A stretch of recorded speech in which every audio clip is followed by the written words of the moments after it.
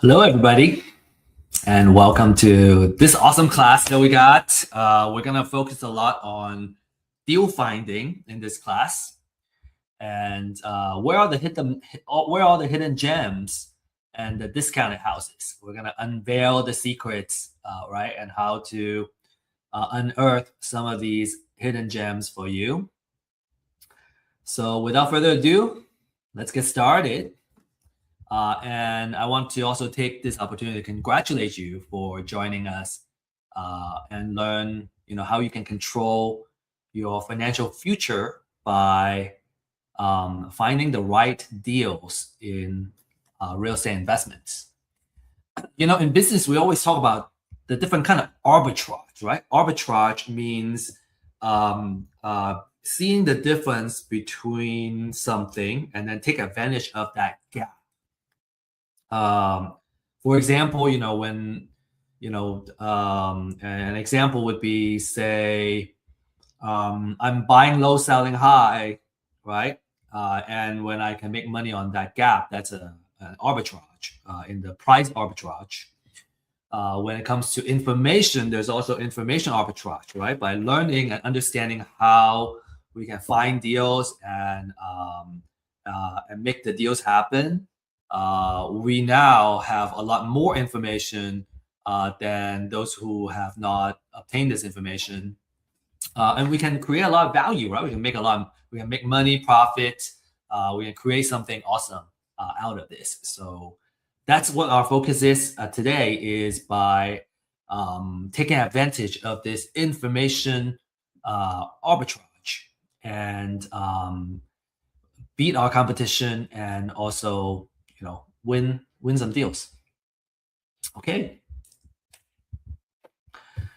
I think by now, we're all here because we know real estate investment is a very lucrative business. You probably personally know somebody who has invested in real estate in the past years and made a lot of big profits or built a substantial wealth. I personally have met somebody that has acquired close to 100 single-family house portfolio, and she bought it before the COVID era, and now that it's after the COVID, we have seen a huge equity increase in terms of real estate properties, and so because of that, a lot of wealth was built just by holding these cash flowing assets, and we also want to be that. We also want to do the same. So this is a class where we can learn how we can do this. So in just the last 30 days, right? Discounted houses comes from distressed houses, distressed sellers, basically. In the last 30 days, we found over 14,000 of these distressed houses. 49,000 of those are pre-foreclosures. So some of the discounted houses, will come from pre-foreclosures. Actually, quite a lot of the majority of them. This is a gold mine, and we have a class called pre-foreclosure gold mine that you can learn about how to work these leads, right? How you can make a deal and get these deals in the contract and all that using pre-foreclosure leads. So a couple of success stories I want to show you. 64,500 profit on one deal, $85,610 profit in another, and then this one, 88,800 profit. I want to give a caveat here. These are kind of selected success stories, right? Not every deal is gonna be so lucrative, but there is opportunity where you can do that. So the natural question is, how do we find these deals and how do we make money? And in this class, we're gonna be going over how you can do that, how you can find great investment deals through distressed houses. So from a course standpoint, right, if you're a new investor looking for information and knowledge, how you can get started, this is the place to go. If you're an experienced investor, right, you've been buying wholesale leads, you want to learn how you can find deals yourself and generate leads for yourself, this is also a really great place you can start. from an exit strategy standpoint, right? Wholesale, fix and flip, buy and hold. And, I always find that being able to turn off distractions and notification really helps me focus. We are in this age of information and attention deficit and information deluge. There's so many things that are fighting for our attention that we're not present most of the time. And I think for an important class like this, with the information that we're going to be sharing, it's very important to reduce all those, right? Remove all those distractions so we can get the most out of it. And you can use the chat to introduce yourself, right? Connect with other folks that are attending this class, and really get the most out of your time here. And attend our other classes too.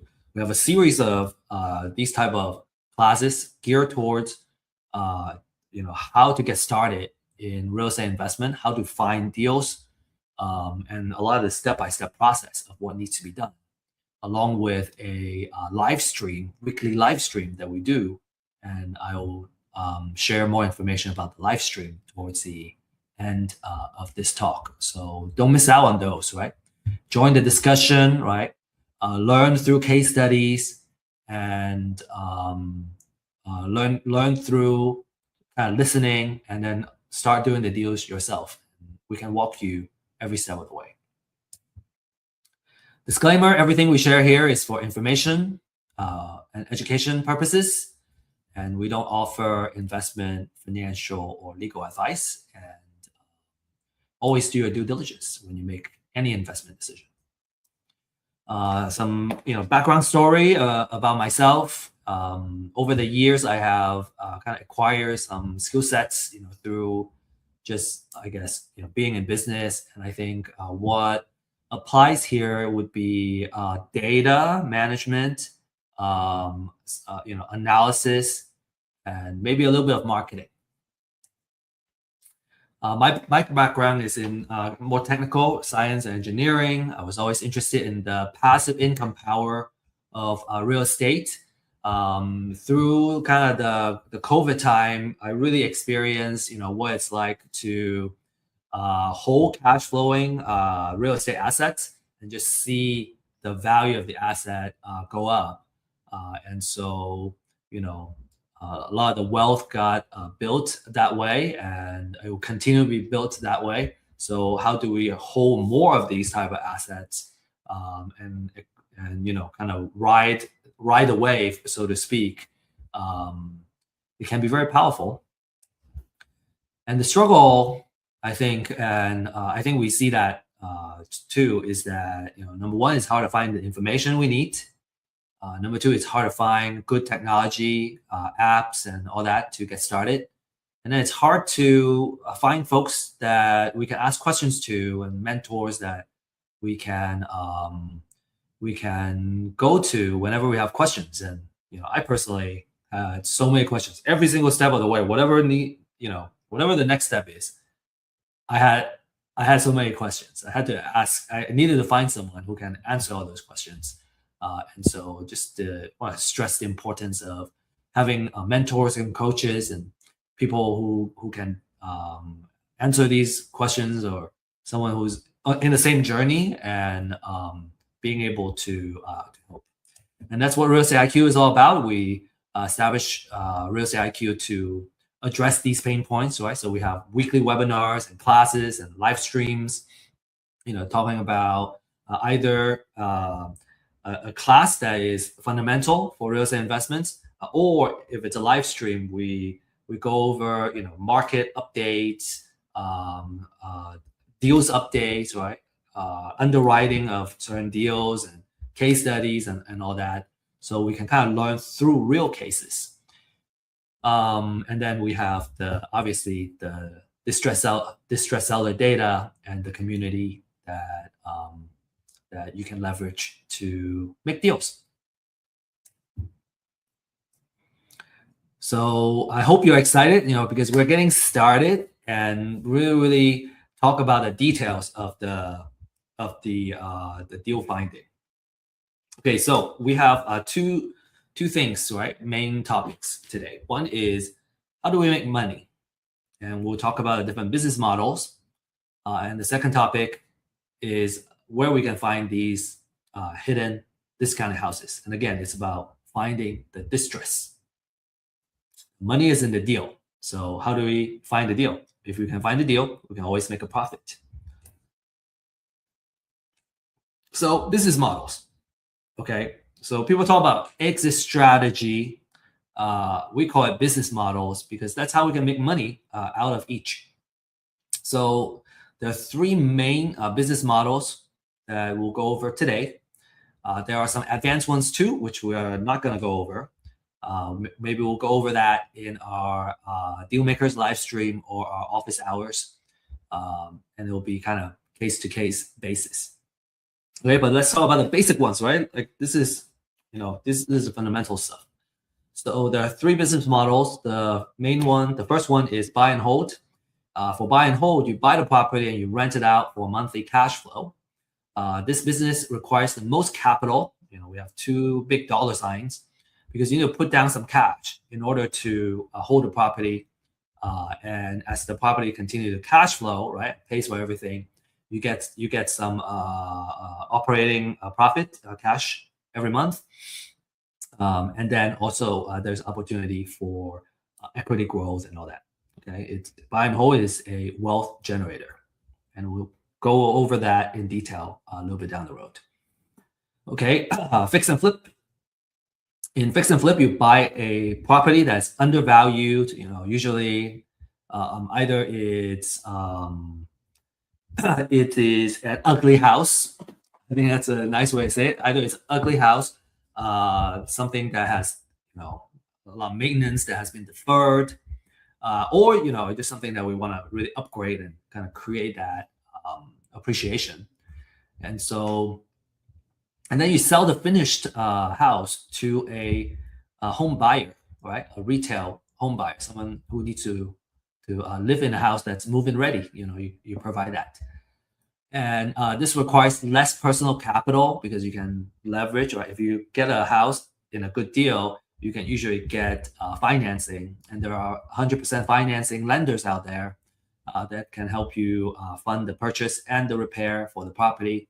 So you don't need as much personal capital, but you still need to have some level of skin in the game. And then for wholesale, you buy a undervalued property, and then you don't do anything. You may clean it up, very minimum thing. And you sell it to a fix and flipper or buy and holder, and you do that for a fee. So an average wholesale fee is about $7,000 to $8,000. This is a popular strategy for a young person. If you don't have a lot of cash, because for wholesaler you don't need money to get started, and you can make $7,000 to $10,000 per deal. Okay. And so here we will go over each of the business models, and with the purpose of coming up with a distress offer. So assuming we already got a deal, right? How much do what's the right offer? What's the maximum amount that we can offer? It's called MAO, maximum allowable offer. Okay, so for buy and hold, we got to understand the 1% rule. The 1% rule basically says that our monthly rent needs to be at least 1% of the overall purchase of the property, which includes purchase and the repair. So in this example, if I'm paying for a house, right, overall, I'm paying for it, and it's $250,000 all in, we need to make $2,500 per month in order for everything to pay itself and still yield a cash flow. And the way we can come up with an offer is to go the opposite. So what we do is we run a market analysis. It's called comparative market analysis, CMA, on rental. So if the market rent, right, based on what's being rented in the houses in the area, let's say it's around $2,500, then I do the reverse. Basically, I multiply by 100. So I got 250,000.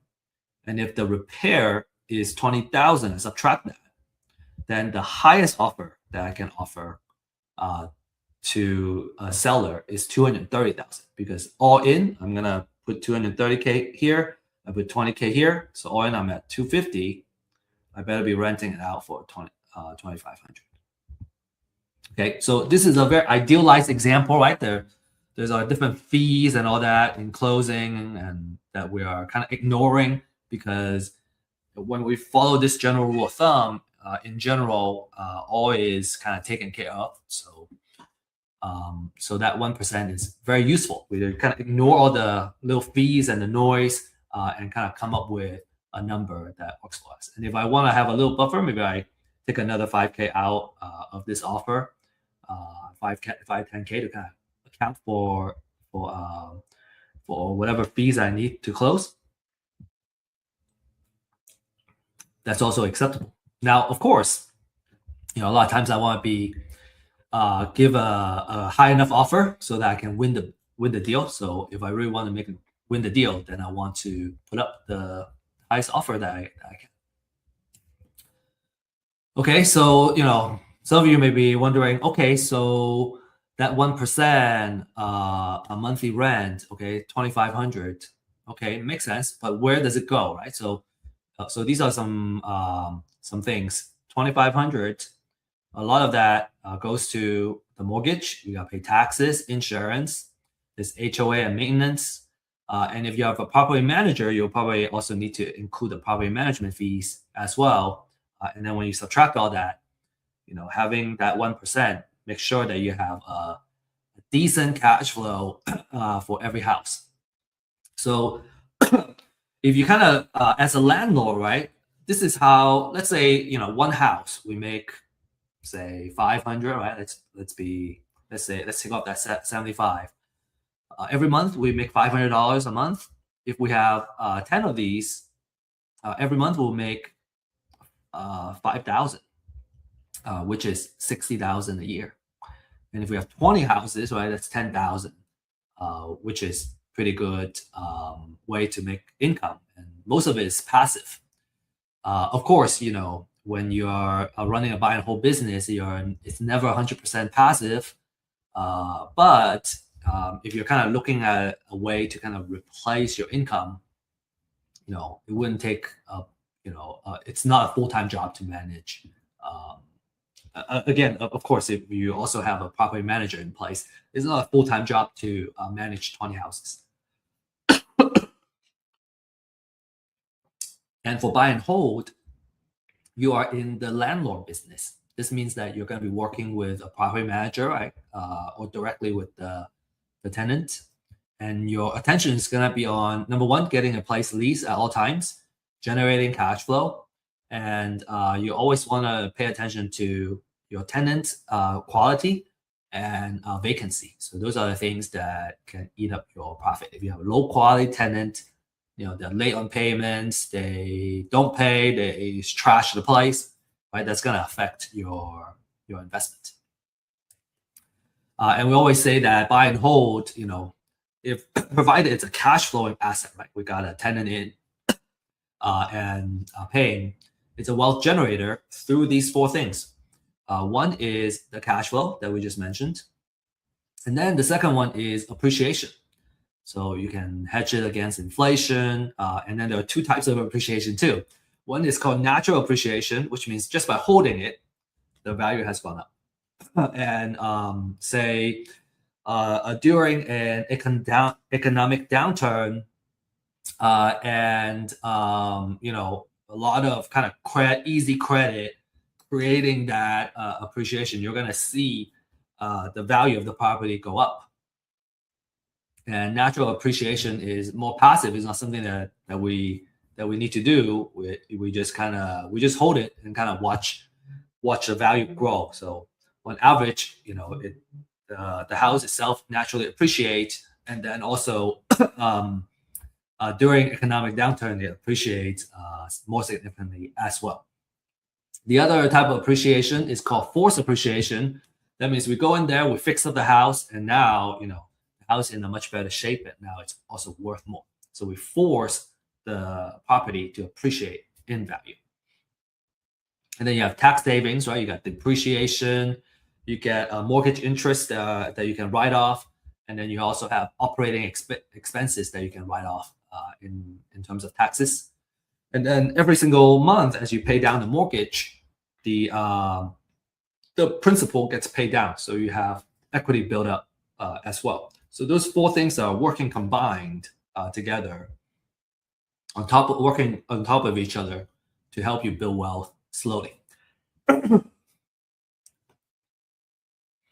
Next, let's talk about fix and flip.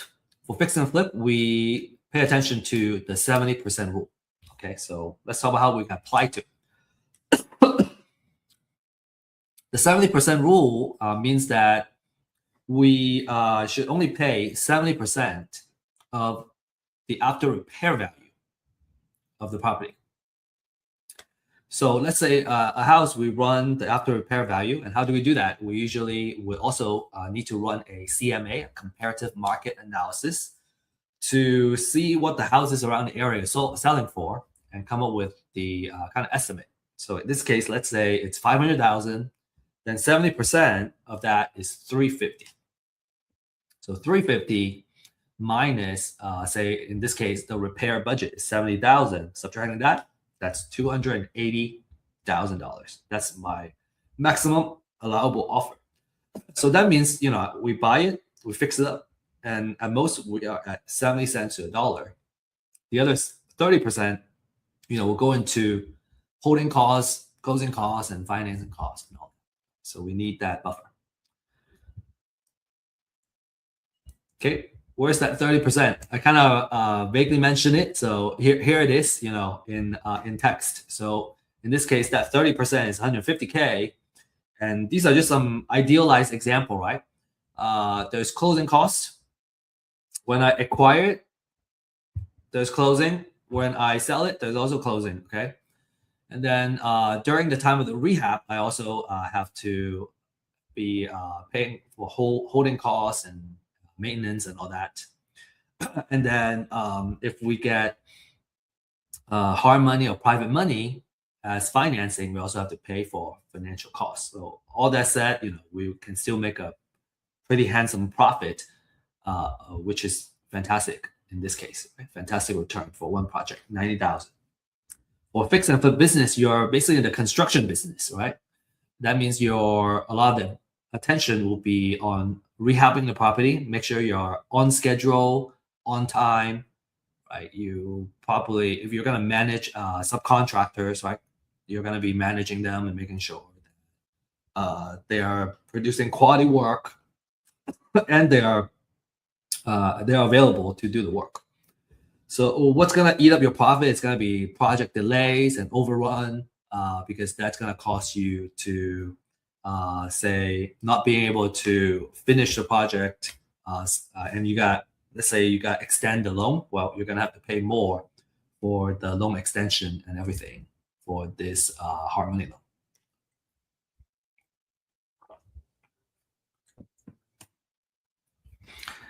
For wholesale, your target market, right? Your buyers are investors.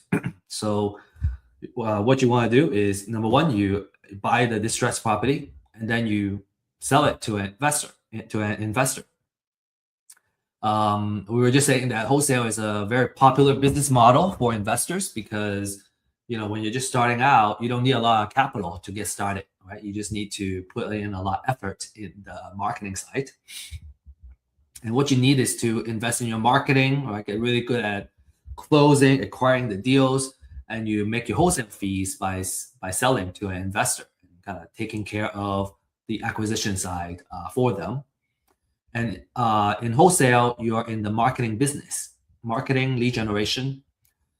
You're going to be paying attention to marketing, acquiring properties at a price where you can make a wholesale fee, right? So a wholesaler competing with a fix and flip investor, for example, it's hard for them to compete for a particular deal because a fix and flipper can afford to offer a little bit more directly to the seller than a wholesaler can. However, a wholesaler tends to do much more, spend more money on the marketing too. You have more leads. And so even if you lose on a particular deal, you might be able to win some of the other deals. A lot of the investors usually they start out buying deals from wholesalers, and then over time, as they gain more experience and on how to I guess talk to distressed sellers and all that, they choose to do their own marketing and acquire the properties for themselves. And this can be a good strategy if you want to have control of your deal flow. When you're counting on someone else to bring in the deal, your pipeline is harder to control. If you want to kind of control your own pipeline and your deal flow, that's certainly something to consider. And then you can also pick and choose the best deals, and then you can wholesale to the rest of the other investors. In this case, right, if you're gonna do some of that, right, while you have your personal fix and flip business, is that you are starting a small wholesaling operation, and you're choosing to invest in your marketing operation in order to achieve that. All right, so as a wholesaler, how do I make offer, right? What's the offer I can make? So here's an example. So in the last example for buy and hold investor, if I want to make my $10,000 wholesale fee instead of $230K, I want to offer $220K. And then I can, when I offer it here, then I sell it to a buy and hold investor for $230K, then I can make my wholesale fee of $10,000. And for selling to a fix and flip, well, I can put my wholesale fee here. In this case, I choose to want to make $20,000.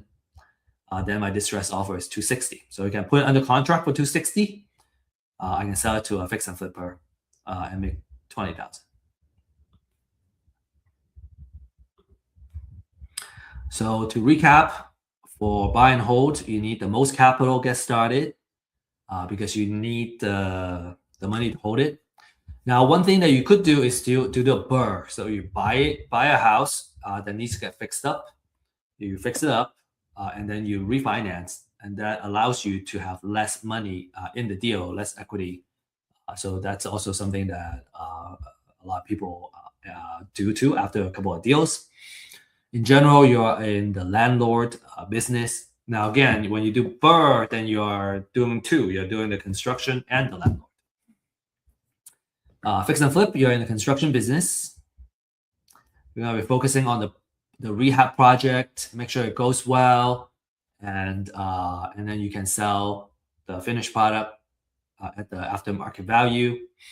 And then if you're in wholesale, then you're in the marketing business. You're going to be talking about marketing to distressed sellers, acquiring the property at a good price, managing your marketing pipeline, and lead generation, and making that wholesale fee. Okay, next, now this is our kind of like keynote topic, right? This is the secrets of finding the distressed houses. That's how you get the discounted houses. This is the most exciting segment. Now, if you're an experienced investor, you know that the money is made when you acquire a deal at a good price. And the secret of acquiring great deals, right, is through distressed sellers. And that's the power of live data. I want to introduce the topic of live data. And live data is basically a signal in life, right? Something that is happening to a person's life. And life is happening every day, right? We live through life. We have our life journey, and there are different phases in our life that changes our lives. So we're kind of looking for that life-changing data, okay? And kind of on a macro level, life happens every day. New babies are born every day. Some people die every day. Some people get married, right? And some people get divorced, and some people get in financial issue, right? They get laid off or whatnot, right? And they can't pay their mortgage. So if we can monitor these live data, then we would know sometimes we can predict, sometimes we just know because of that trigger that they're distressed because these are life-changing events. If if you have gone through, or if you reflect in your own life and the different type of life-changing events like moving to another city, um, getting married, right, having kids, and all that, you would likely agree that they're so powerful, right? When your life happens, we just have to deal with it. All we can do is kind of play catch up, enjoy life, but you have to kind of deal with it. And so anybody that comes with us to help us solve our problems and our pain points, we highly appreciate that. And so imagine that, as a marketer, right, we have access to the life signals. And when somebody, got married, a lot of times they need to upsize, right? If especially they have kids, they have more people in the family, they got to upsize. When they get divorced, very likely they're going to end up selling the house. When a loved one dies, they're going to inherit the house. Maybe they want to keep the house, maybe they don't. And so by being able to stay on top of this kind of life data, we can utilize it as marketers to offer solutions to them. And I'm not just talking about, we're talking about as real estate investors, right, buying the house, but it's the kind of idea is bigger than that, right? Having this access to this kind of life data helps us kind of predict what are some of the things that they're going to do in the near future. For example, I think Target kind of keeps track of different people's kind of buying patterns and life data, and they can kind of predict when someone is going to get pregnant and when someone's going to have kids. Those are the stories that I hear. I don't know how accurate it is. So, but I believe that, right? Being a marketer myself and being, having the understanding of this type of data. So to find people that are motivated to sell or distressed, right? We want to find the folks that are in some kind of financial distress. If you can get a hand on this kind of life data, then then we can help them out, and in a way, being able to buy the property at a distressed price, and still being able to help them, right? And a lot of times they need to sell fast to get out of a bad situation. So real estate is not liquid, right? So if you need to sell fast, you're gonna have to kind of take a discounted offer. So let's talk about different types of distress, okay? And these are kind of the data that we can mine and we can focus on. Okay, the first one is a pre-foreclosure list, right? These are folks that are about to lose their house in an upcoming foreclosure auction. And many investors like to market to these distressed sellers because they tend to be in a more desperate situation, right? They have to sell fast. If they don't sell it by the foreclosure auction, they're gonna lose everything. And then there's potentially a deficiency judgment the lender can use to go after them. So for pre-foreclosures, you're reaching them before the houses hit the auction, and you can directly negotiate with the seller. From a pricing standpoint, they're pretty affordable, $200 to $300 a month, and you can get really, really awesome leads that are ready to close very quickly too. Okay, so one of the favorite lists out there. And as with all kinds of marketing efforts, sometimes when you try to outreach to someone, some people appreciate your outreach, some people don't. You can choose to we choose to work with the folks that appreciate our outreach and being there to solve their problem. But of course, not everyone is appreciative too. And what's a joy in life if we work with folks that stress us out, right? So I usually work with the folks that are pleasant to work with. Okay, so that's the pre-foreclosure.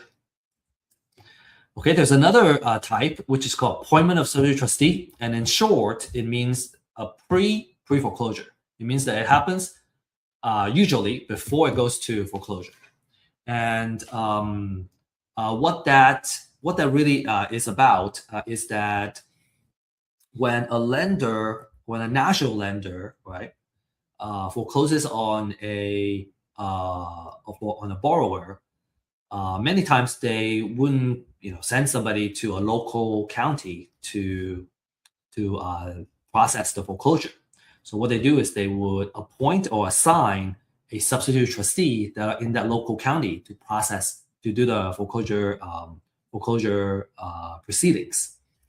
And so when we see that, that's a signal that, okay, a notice of sale or the foreclosure, it's gonna go onto the pre-foreclosure list. But now you're able to kind of reach them a little bit sooner. In some cases, not all cases, you have more time to reach out to these distressed sellers. So we call it pre-foreclosure.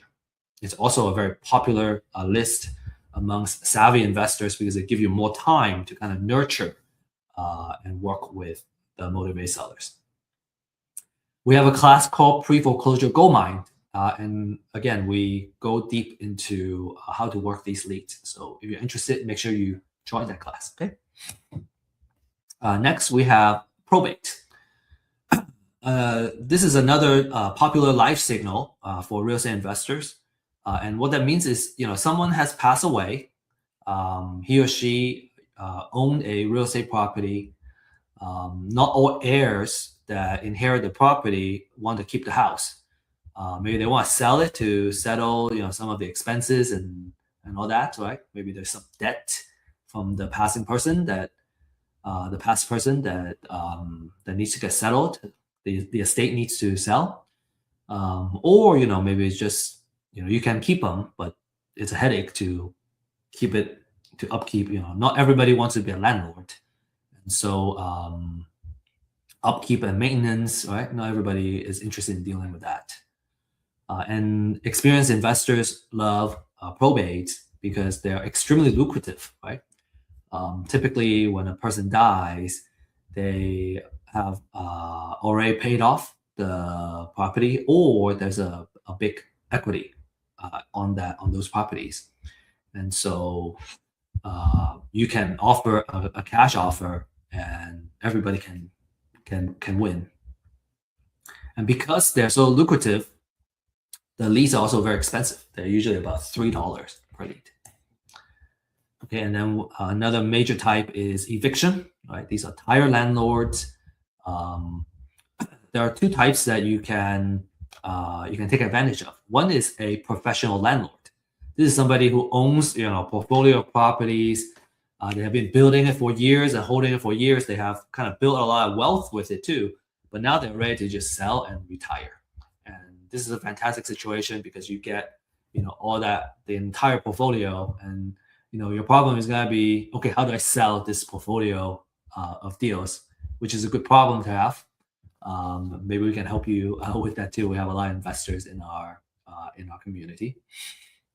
And the second type, which is more common, and actually a Zillow report just stated that there has been a way uptick in accidental landlords. These are the folks that maybe they buy another house, right? Because of life change, they need a bigger house or smaller house, and now they have the old house, and now they are,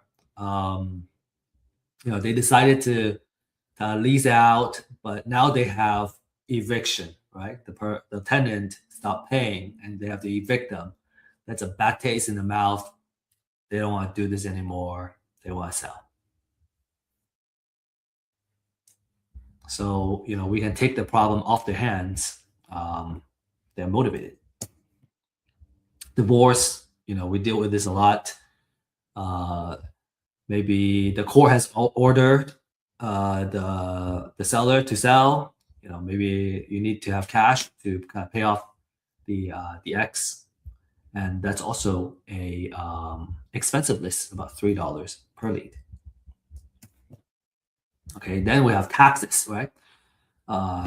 In the beginning, the person owes, they're delinquent in paying for the property taxes, and then after a certain amount of time passed, then the county decides to put it into a tax foreclosure, and so you owe property taxes.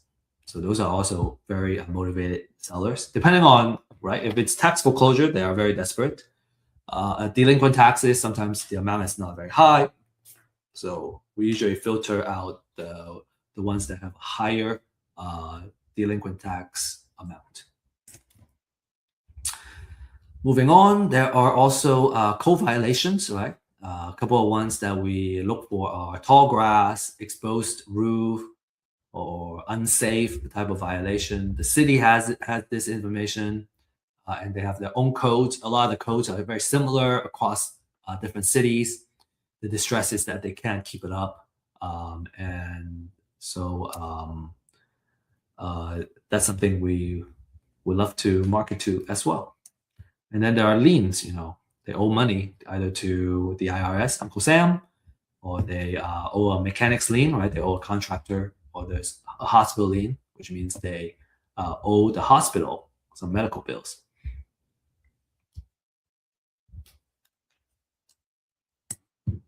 Okay. And an age-old question is, well, do I just do it myself, or do I buy it? And if you know how to mine all this information, right? Get court papers and all that, you can do it yourself. I personally would suggest that if you have the time, you can learn how to do it. But if you're going to operate a business, you don't want to spend the time to do that. Usually, you want to kind of outsource that so you can really focus your time and energy into the outreach, which requires a more kind of personal touch, talking to the distressed sellers and all that. You may want to do it just to learn how it's done, if you have the time, like I said. But when I'm running a business operations, I just don't have time to mine the data myself. It's much easier to buy it from a reliable source. So, but we want to share with you kind of the workflow, right? How do you do it? You go on for pre-foreclosures, you can look this up. Once you get a notice of sale, basically, a lot of the information is on here. Here's another example of the notice of sale. Now, what you have to do is you actually have to kind of aggregate the information. So the notice of sale has some information. You also need to go to the CAT, the County Appraisal District website, to get how many bedroom, bathroom, and the assessed value. And then you also need to look at the deed of trust, right? Get some loan information to get the following. So you get the borrower's information, the bank's information, and address, all that. And then you gotta figure out the financial information. You can mine all that information. So all of this is available. It's just a lot. It's just a lot to do. And so it's much easier to outsource it. It's kind of our conclusion.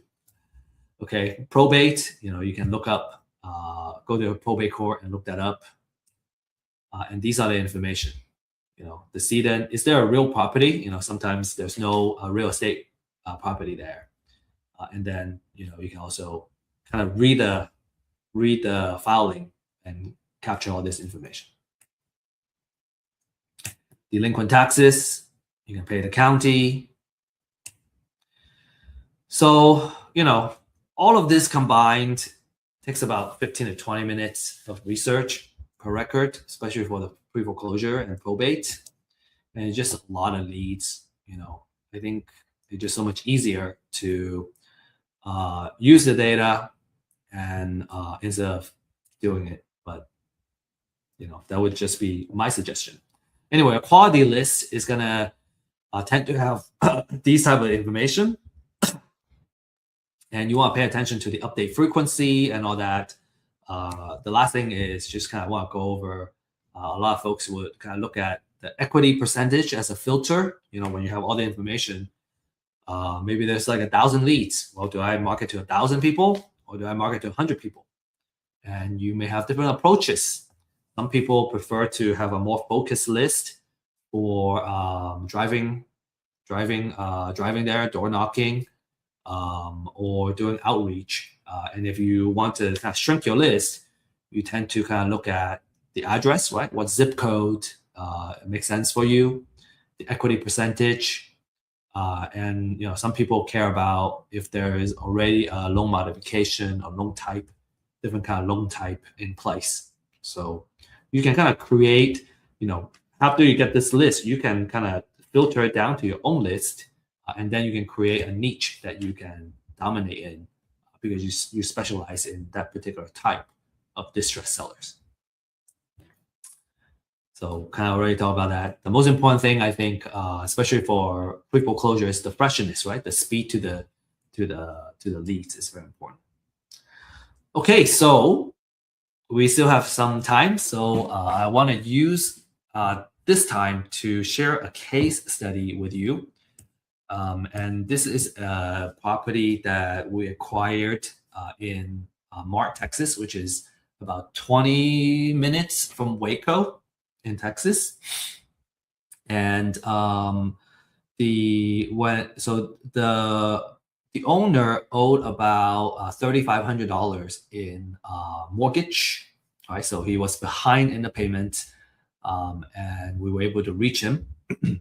He said that the house needed AC fix, septic system, new paint, and we estimated a rehab budget to be about $30 per square feet. He owes $105,000, and it was a price for $365-ish, and he wants $230,000 to $240,000 as an offer. And what was interesting is that this house, it has 20 acres of land attached to it, and the land is in the opportunity zone, which gives favorable tax treatment on capital gains. And so that was kind of intriguing for us. So when we evaluated this, right, we used the 70% rule of thumb, and we decided to offer $215,000. Okay, if I were to wholesale it, I would take $10,000 off of this and try to make $10,000 of wholesale fee. So these are some before photos, right? The gate going in, you got to go in quite a bit, and then there's 20 acres of land, as you can see in here. This is what the kitchen looks like inside. There's a kind of big area.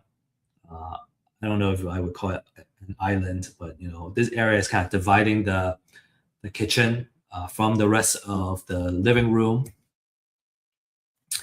And then we have some photos of the bathrooms, bedrooms. Okay, and then we started, we acquired the property, and then we started improving it. So phase one is called a demo. So we rip everything off. You're gonna see a lot of activities and a big change, right? You're ripping off the carpet, you're ripping off everything. Okay, so that's what these looks like. And then phase two, started working on the outside, and the inside already got ripped off. Everything got ripped out, and we painted the interior. First coat or first two coats of paint. And then in here, you can kind of see like there was a addition that the original owner added here, but it was very low ceiling. It wasn't built to code. And at first we thought, okay, maybe we can use the additional square footage, but it turned out to be too expensive to bring it back up to code. So the decision after that was to remove it and change the entryway into a window. So that's what we're seeing here. And then, in the middle of the kind of bathroom. Okay, this is during. So here, the addition got removed out here, and we added a window. And you can see the gate has been painted. So now it's looking nice and pretty. Things are starting to come together in phase 2. We decided to rebuild the kitchen cabinet, and that increased our rehab cost. But we thought that that makes sense because of the quality of the rehab that we're going to be the price point we're going to be selling it at. Needs to have a nicer kitchen cabinet. Okay, this is the bathroom, kind of almost done. Bedrooms, and then here, this is phase 3. We're almost done here. So you can see we added an island with a sink here, but now the kitchen and kind of the living area is all right. It's much more open, and the entire space is just like it looks huge and very comfortable. You can see the kitchen cabinets. Okay, and here we got countertop installed now. Bathroom, so it's looking like a really, really nice house, especially with the exterior paint on the outside. The kitchen is also looking great. And then here you can see we added some shelves in the kitchen. So, this photo is almost done. A really nice butcher block countertop. These are some photos of the bathroom, also looking really great. So all in all, financial wise, we leverage hard money and private money to acquire the property, and kind of next step is either sell it at 500K or refi. And I think kind of now what we're looking at is, what if we sell the house with 3-4 acres of land, and then we keep the rest of the acreage, and because of the opportunities zone, and do more out of it. Okay, so I hope that's an exciting case study here for you. Just kind of the whole way, right? Not just how to find deals, but what we decided to do. Always find these kind of transformation really, really interesting. So I hope you enjoyed it too. So to recap, we talk about how you can make money in each of the main business models, right? Buy and hold, fix and flip, wholesale. The different types of distressed sellers that you can reach out to and where to find them. We also went through a case study of like kind of how exactly we found that distressed seller, the type of distressed seller it was, and then acquiring the house and actually, improving on the house. So, by now you're probably asking, okay, how do I get started?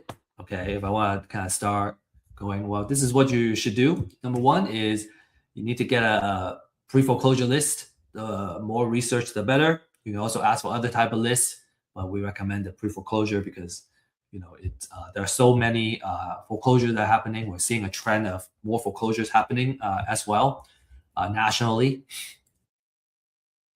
So you can get first-hand data, right? Freshest data available, and on the market, we're talking about $200-$300 easy on a monthly basis every metro, and we are offering this very disruptive pricing that's not gonna last for a very long time. And so you can scan this QR code to schedule a time and sign up for it. But the data is not enough. You kind of need someone who can walk you through what needs to be done. So you want to find a mentor, coach. We have a deal accelerator program. If you're interested in getting someone to hold you accountable and help you form the right habits, right, to really find success. And there are also other coaching programs that we will recommend as well. And then when it comes to houses that we're about to acquire and we need to do more due diligence, a title search may make sense. We also offer this title search as well. Between 40 to 75 per property, depending on how many properties you have. Okay, so a lot of successful clients, right? Jordan got 2 deals in his first month, and this is a really cool way to kind of demonstrate, right? The deals. First deal he made 55,000, second deal 5,000, but I would be happy with 5,000 on the deal too. Salvador made $30,000 in his first deal, and more are on the way. And Ismail has kind of created a machine on creating consistent transactions, and the last 10 transactions he made $80,000. So if you want to be one of them, you can again scan this QR code and ask for a consultation, and we'll show you what the data looks like. And then you should also attend our Deal Makers live stream, which is this QR code, where you can learn about the most recent deals that we've been working on. We have deals updates. We have the underwriting, right? Some leads that we've been working on, how we underwrite and how we decide to come up with the offer. There's also market updates, right? So you can stay on top of the current trends, and that may or may not affect the direction of your investments. And then we also share wealth building techniques, which is, I think, what we're here for. Is real estate investment is a vehicle for us to build wealth and creating that long-term security. So we like going over that. I talked about an office hours. So how do you access that? I don't have the QR code here, but what you can do is to scan in this QR code. It will take you to our website, and then you under event, you can you'll be able to find the link to not just this live stream, but also the office hours and our open house. So we got a slew of events that we have created and we're bringing to you on a weekly basis. So join the community and introduce yourself if you like, and come learn and come share also. Now, with that said, that's what I have prepared for you today. I hope you enjoyed the talk. I certainly really enjoyed being here, and thank you, and best of luck, and happy investing.